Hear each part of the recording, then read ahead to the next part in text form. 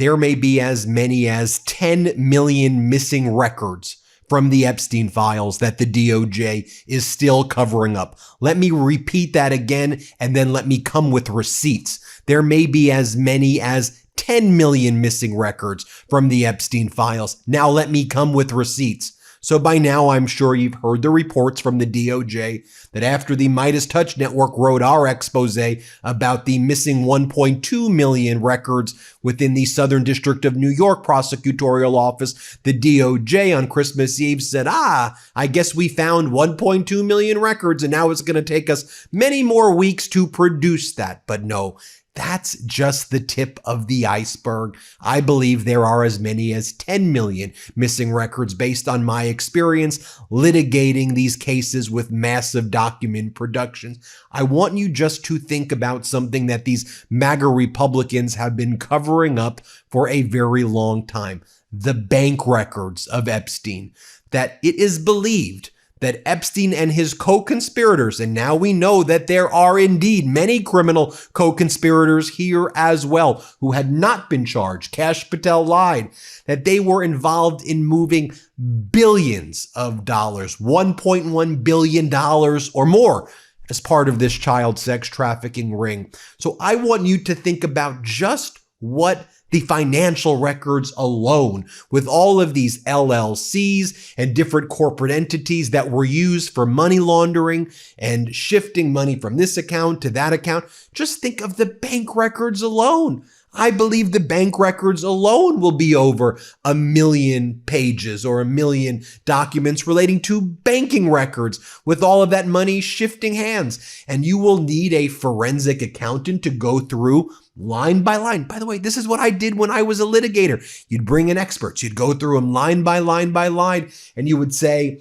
oh, this transaction looks shady. This transaction looks suspicious. That's how they generate suspicious activity reports, which there were, thousands and thousands of suspicious activity reports that were generated from Deutsche Bank and JP Morgan and all these banks associated with Epstein. So do you remember back September 17th of this past year when every Republican except for Massey in the Judiciary Committee blocked the motion from Democratic Congress member, the ranking member of that committee, Jamie Raskin, to subpoena banks for information related to Epstein? Let me just play this for you. Do you remember this? Here, play this clip.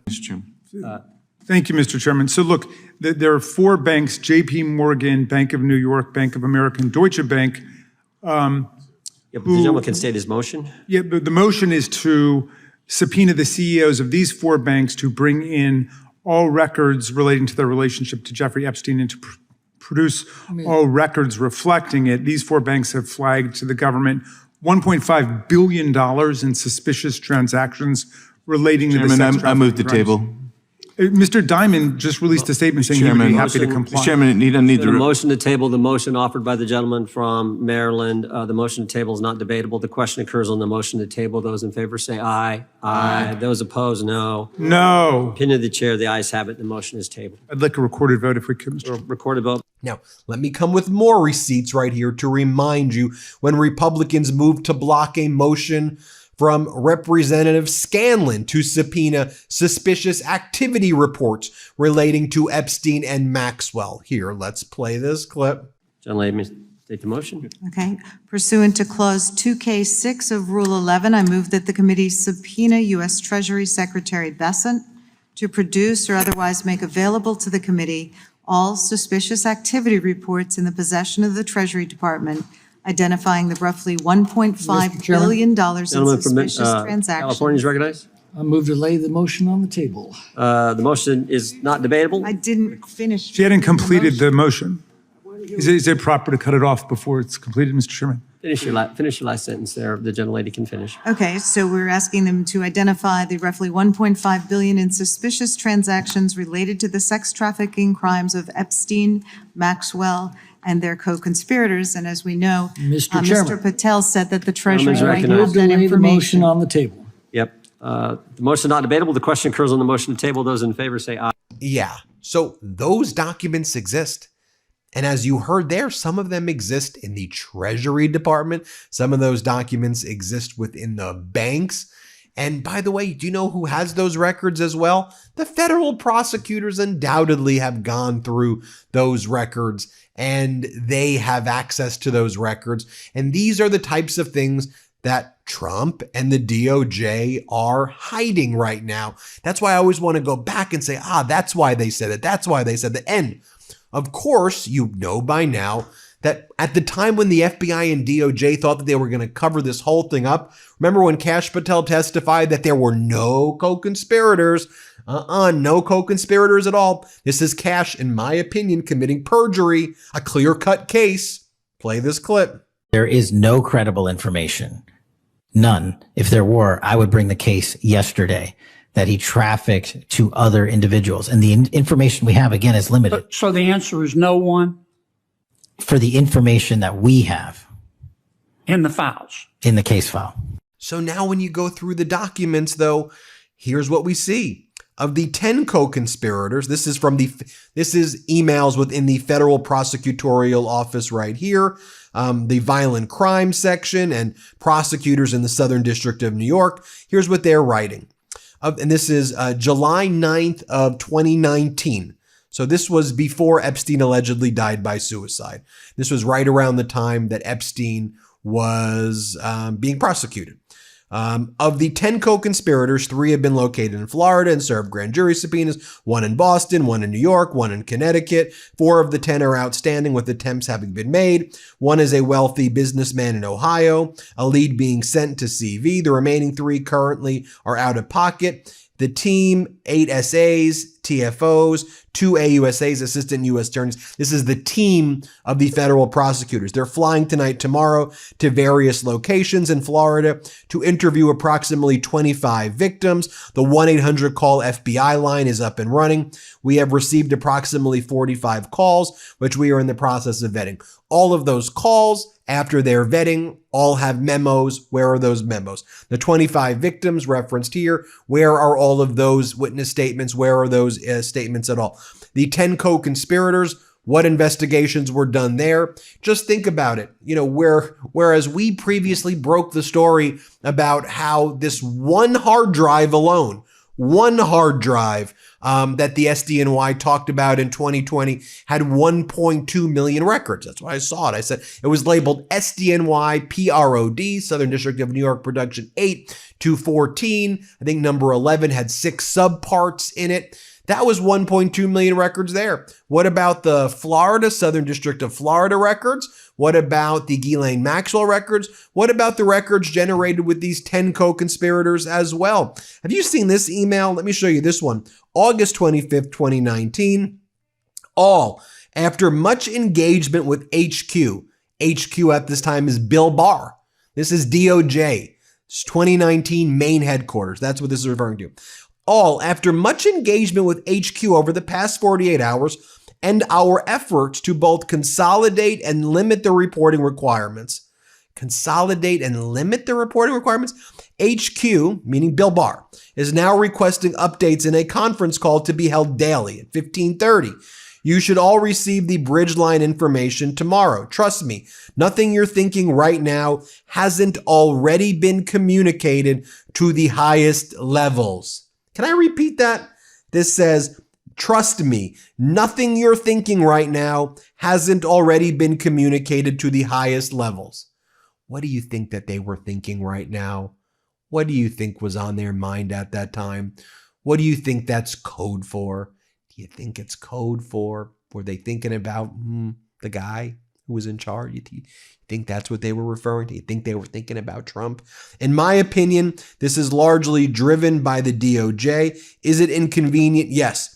Regardless, we'll need to support the calls because those of you all who deal with this are in the exact same position as you. We should support each other and push through. Based on all my calls with headquarters, here are some of my thoughts on how we should go forward. Many questions I'm receiving are driven by media reporting. For example, Maxwell, New Mexico residence search, etc. Pause there. NM search.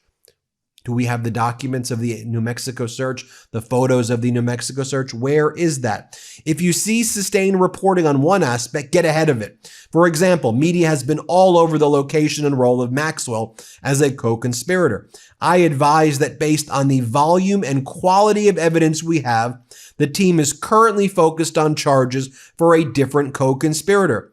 The volume and the quality of evidence.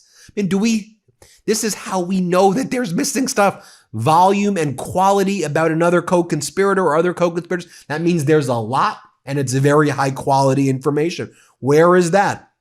However, we're engaged with counsel for all co-conspirators. Okay, well, if they're engaged in counsel with all those co-conspirators, which Kash Patel said didn't exist, there will be memos with all of those conversations. There will be memos about the memos. You know how diligent the DOJ once was? All of that will be in a file. Kill the rumor before it gets legs in the minds of senior leadership. Kill the rumors before it gets legs. What about this document right here? GVI versus Estate of Jeffrey Epstein, paragraph 45. The Epstein enterprise engaged in a pattern of criminal activity in the Virgin Islands and elsewhere, with the criminal purpose and goal of placing a steady supply of vulnerable female children and young women into sexual servitude in service of Epstein's desires and those of his associates. The Epstein enterprise maintained and made available young women and underage girls for the purpose of engaging them in forced labor and sexual activities, and use coercion and deception to procure, abuse, and harbor its victims. The enterprise. And the enterprise is international in scope as well. So there will be not just documents within the DOJ, there will be international documents. And by the way, there are photos of the co-conspirators. There are photos. How do we know that? This email, August 19, 2019, Epstein co-conspirator pics. I'm just reading you the documents. Like, I'm not going down a conspiratorial rabbit hole. Detective, NYPD, FBI, Child Exploitation, Human Trafficking Task Force. The attachment, co-conspirators _brief.docx. Where's that document? Where's the co-conspirator brief.docx? That's a document we want. And where are the pics? Co-conspirator pics. How about this document? Memos. Memo on co-conspirators we could potentially charge the Monday after Epstein's death. Co-conspirators update memo, December. Co-conspirator prosecution memo. Prosecution memo, April. Hasn't been discussed in 3 weeks since we sent it. Perjury, New Mexico memo will be another 30 pages right there. Take a look at some of these entities that Epstein controlled. Butterfly Trust, Epstein's Real Property, FT Real Estate Inc., Gratitude America Inc., JP Epstein Virgin Islands Foundations, Jeepers Inc., Mort Inc., the Telus Inc., Zora Development Corporation, among others.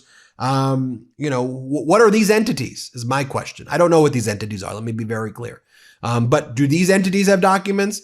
You can imagine that just one entity could potentially have 100,000 documents, 1 million documents. Again, I don't know what these entities are. Zero clue. But we should be able to find that out if I were able to review the documents that are being produced over, in here. Then I'll show you this right here. This is what Senator Ron Wyden had previously said. Let's play this clip right here. Last year, the Biden administration allowed our investigators to look at portions of the file. We did that at the Treasury building. Here is what it says. Treasury's Epstein file details, Mr. President, 4,725 wire transfers. Let me repeat that. 4,725 wire transfers, adding up to nearly $1.1 billion flowing in and out of just one of Mr. Epstein's bank accounts. If you ask me, that is more than 4,000 potential lines of investigation right there. Hundreds of millions more flowed through other accounts. That's even a lot more to investigate.